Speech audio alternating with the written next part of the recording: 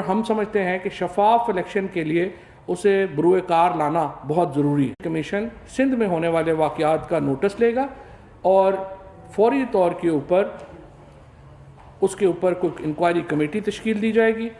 और इसके साथ साथ जिस तरीके से आसिफ जरदारी साहब तो इतने बीमार थे कि वो तो अदालत नहीं आ सकते, हर अदालती पेशी के ऊपर जरदारी साहब का तो एक पूरा एप्लीकेशन आती है कि वो बहुत बीमार हैं और वो अदालत का सामना नहीं कर सकते। लेकिन यूसुफ रज़ा गिलानी साहब की कैंपेन के लिए वो कराची से लाहौर तशरीफ़ लाए हैं। हमने पंजाब में, सिंध में, खैबर पख्तूनख्वा में, इस्लामाबाद में हिस्सा बकदर जुस्सा मांगा है।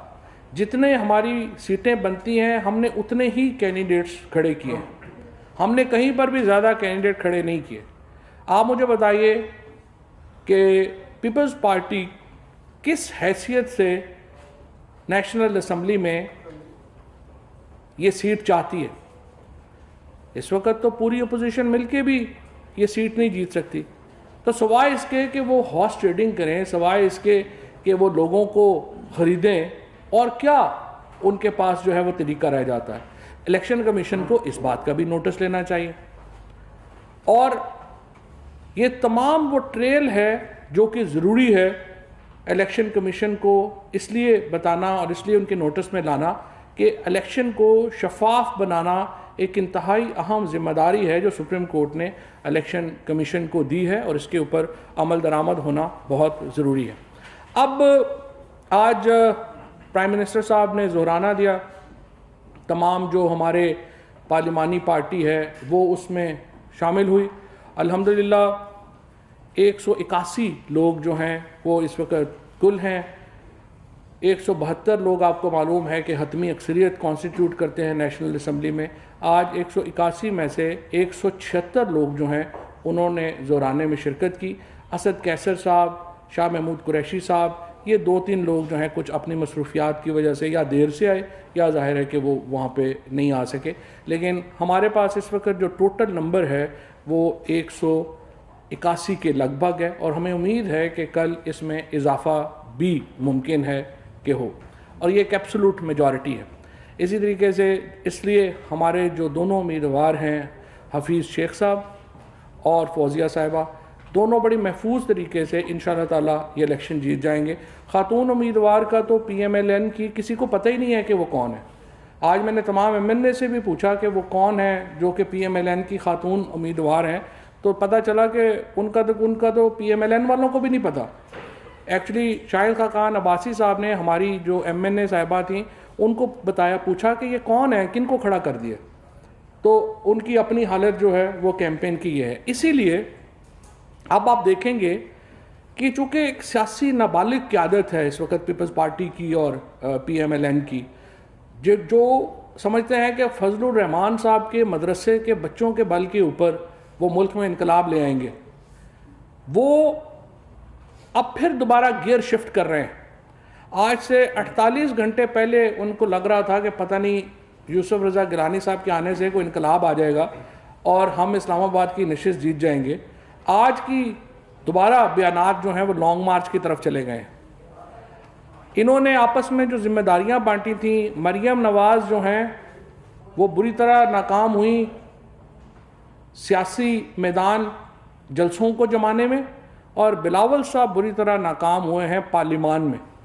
और मुझे उम्मीद ये है कि ये इनकी जो सियासी जमातों में जो सीरियस लोग हैं वो देखेंगे कि ये नाबालग सियासी जमातें जो हैं, सियासी क़यादत जो है उसके हवाले सियासत नहीं की जा सकती। और मौलाना फजलुर रहमान जो हैं वो उनका वो कद नहीं है कि वो मुल्क में सिर्फ मदरसे के बच्चों के बल के ऊपर कोई तब्दीली ला सके।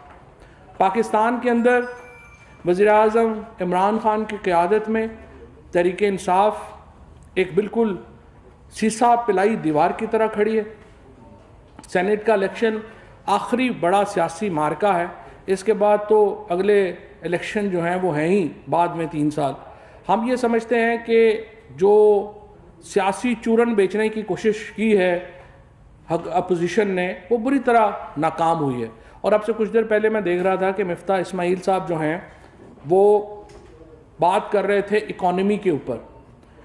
अगर PMLN और पीपल्स पार्टी के लोगों में थोड़ी सी भी कोई शर्म हया हो तो वो 4-5 साल तो इकॉनमी के ऊपर बात ही ना करें, ताकि लोग कम अज़ कम उनकी शक्लें भूल जाएं कि जो उन्होंने हमारे साथ किया, जो उन्होंने पाकिस्तान के साथ किया।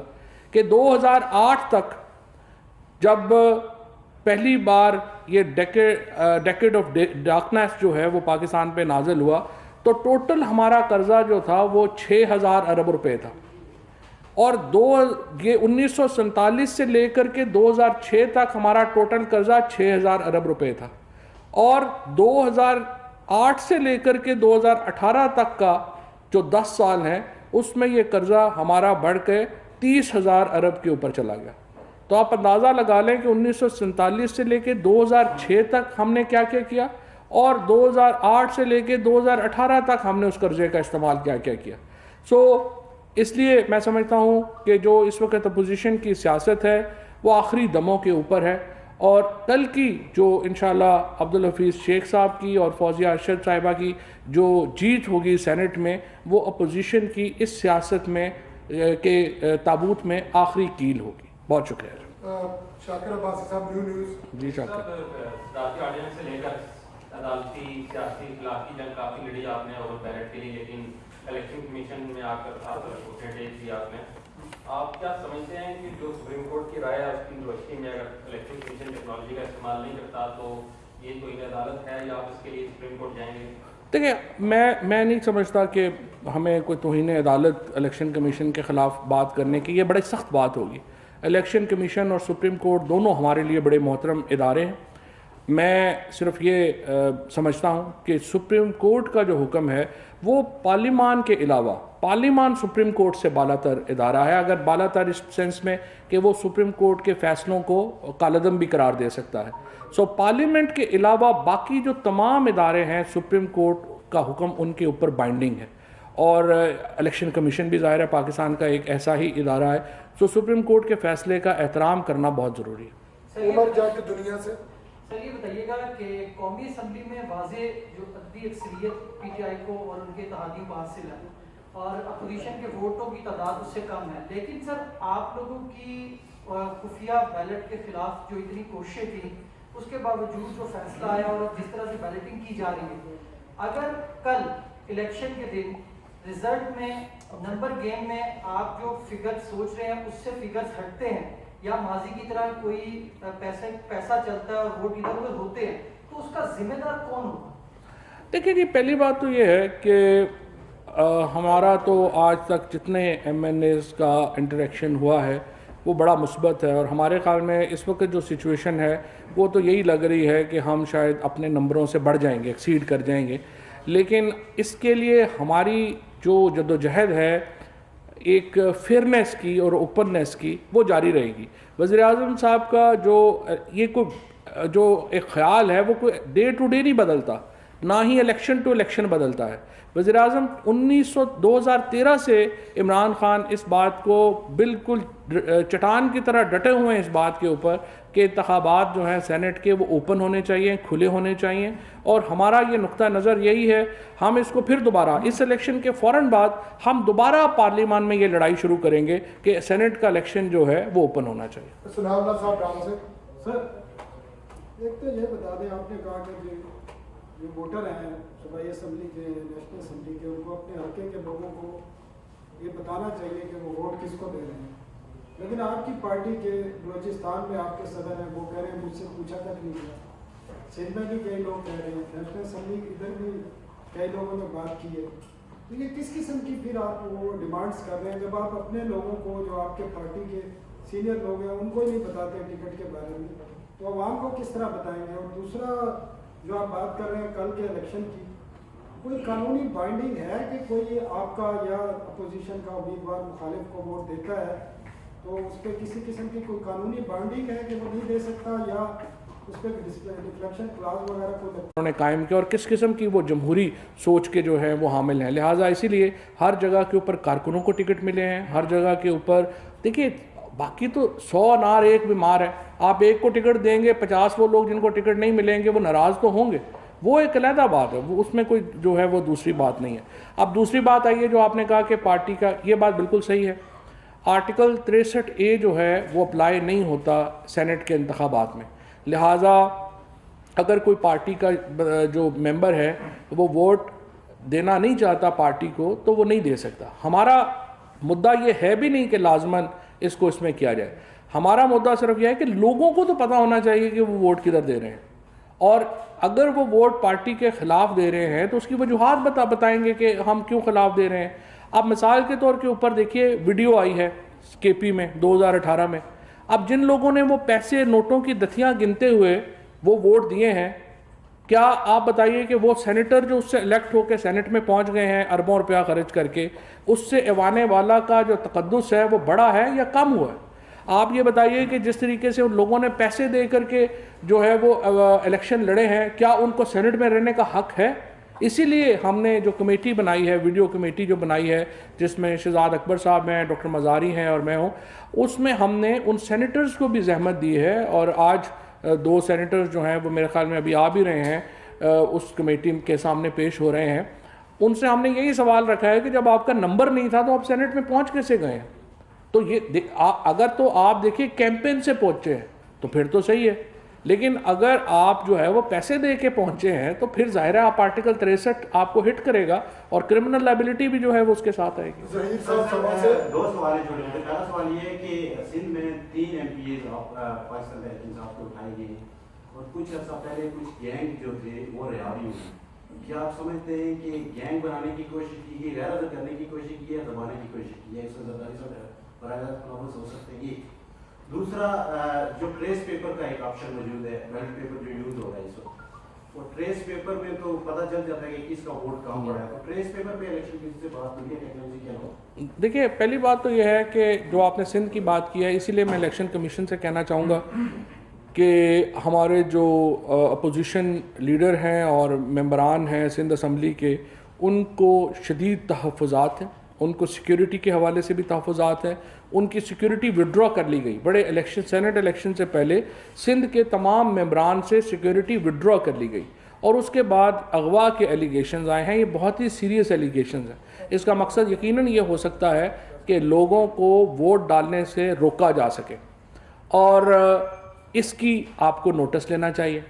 दूसरी बात यह है कि जो टेक्नोलॉजी की आपने बात की, ट्रेसेबल जो पेपर है उसके अलावा भी बेशुमार टेक्नोलॉजीज़ अवेलेबल हैं। QR कोड्स जो हैं वो फ़ौरन लग सकते हैं, ये तो 1 घंटे में छप जाने हैं, वो तो मसला नहीं है। वो तो कल भी हमने इलेक्शन कमीशन को कहा था कि अगर आप टेक्नोलॉजी इन्वॉल्व करना चाहें तो वो तो तमाम मौजूद हैं, और वो हम आपको मुहैया भी करेंगे, हम आपकी मुआवनत भी करेंगे।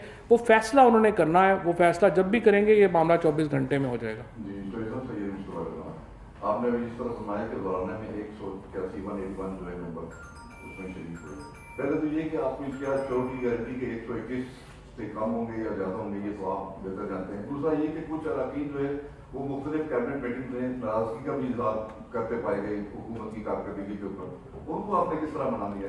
तो ये ज़रा देखिए जी, जब जो सियासी जमातें होती हैं और स्पेशली पार्लिमानी जमहूरियत जो है, ये एक बड़ा लाउड सिस्टम है। इसके अंदर लोगों की रिजर्वेशंस होती हैं, लोग अपने गिले शिकवे करते हैं, लेकिन वो अपनी सियासत को भी मद्देनज़र रख के करते हैं। और इस वक्त जो गिले शिकवे होंगे, कोई एडमिनिस्ट्रेशन से गिले शिकवे होंगे, कोई किसी का कोई होगा, लेकिन इमरान खान की ज़ात के ऊपर तो तमाम लोग मुत्तफ़िक हैं। और जब इमरान खान बात करते हैं तो फिर चाहे किसी का नीचे गिला हो, शिकवा हो, वो दूर हो जाता है। और इस वक्त तमाम लोग जो हैं वो इमरान खान की क़यादत में मुत्तहिद हैं। आखिरी सवाल असगर इजाज़ किया है। सर ये बताइएगा कि तो आपने ये कहा कि यूसुफ रज़ा गिलानी किस हैसियत से सीट पे आना चाहते हैं, तो सादिक सिंजरानी भी आपने चेयरमैन साहब बनाए थे, वो किस हैसियत से? और दूसरा ये था कि आप कहते हैं इलेक्शन कमीशन को सीट का नोटिस देना चाहिए, तो पंजाब से भी साबिक वज़ीर ने ये कहा कि कुछ खुफिया कॉल्स यही है मेंबरान को, उनको कहा है कि आप हाजिर ना हो या वोट ना दें, वोट डालें ना, तो इस हवाले से भी नोटिस लेना चाहिए। देखिए, ज़रूर लेना चाहिए।